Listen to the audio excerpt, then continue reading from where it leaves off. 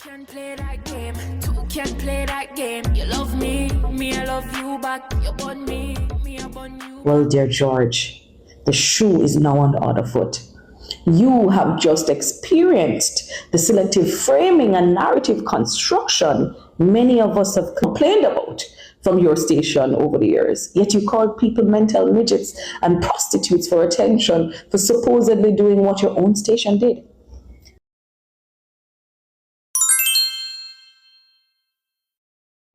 Okay, so something happened this week that is worth putting on the record because it shows almost in real time how a narrative can be constructed and when it misses the mark, reconstructed within hours in plain view. Watch this. It's a pity Kukudu transition, Nora, because we could get Kukudu to remix the song. Say people learn and leave it alone.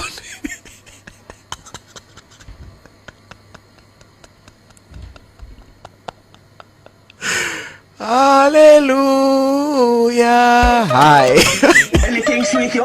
When so are your Hallelujah. Yeah, that is George Davis' CD, laughing so hard he could barely get his words out in a clip selected and posted to Nationwide's own social media page. And I don't have to establish the context because the caption does it for us. It says George was envisioning Kukudu remixing his classic track to spotlight the matter of squatting. This was while Cooper's pen was the dominating national conversation and families had just watched their homes demolished. The clip was sent to me. I shared that exact clip and said it was insensitive. I still think so. Whatever your position on the land dispute, people had just lost their homes. In what context was any of this funny? Then George responded. White people, including some of little intellect, mental midgets, prostitutes for attention, would clip the segment of the program where I was saying to Nora about Kukudu. So boy, if Kukudu were here, you'd have remixed King David to say people and leave it alone. Clip that and said that look at OD, and by the way you got that wrong, it's CD. Thank you. Look at so-and-so laughing at people in Cooper's pen. That's what has been clipped and put in the videos and the posts. His station captioned that response as being about his commentary on land settlement issue. So there is no ambiguity about the context, right?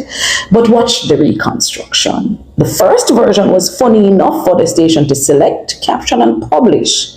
When the public reaction was not quite so funny, suddenly other people had selectively cropped and misrepresented George.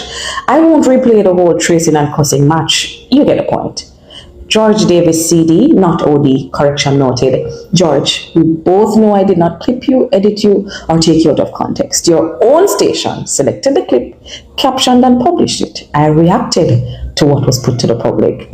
Now you say it failed to reflect all the compassion you expressed elsewhere. Well, dear George, the shoe is now on the other foot.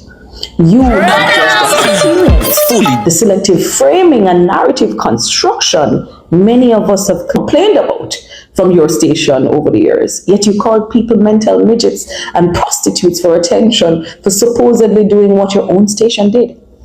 But even if you didn't know what the source was at the time of the tracing, the clip is on your page. Commenters have pointed that out. Still no correction, no apology, and still no explanation for what was so funny. There's a bigger issue though, because true journalism requires independence, fairness, seriousness, conscience, and compassion. A political blog though can laugh through people's pain, manufacture beef, hurl personal insults, and manage partisan narratives. But let us not confuse that with journalism and then demand the deference owed to journalists. Media holds politicians accountable. Media power must also be accountable. When journalism becomes entangled with political access, favor, rewards, advertising, or partisan advocacy, it crosses the line. People are no longer being informed, but they're being managed. That's not good for democracy. George Davis CD, if you genuinely believe your own station presented you in a way that did not reflect the totality of what you said, perhaps this experience can create a little more empathy for everybody else who has felt similarly treated. You know, sometimes the lesson finds us in very unexpected ways. Two can play that game, two can play that game. You love me, me I love you you back. You burn me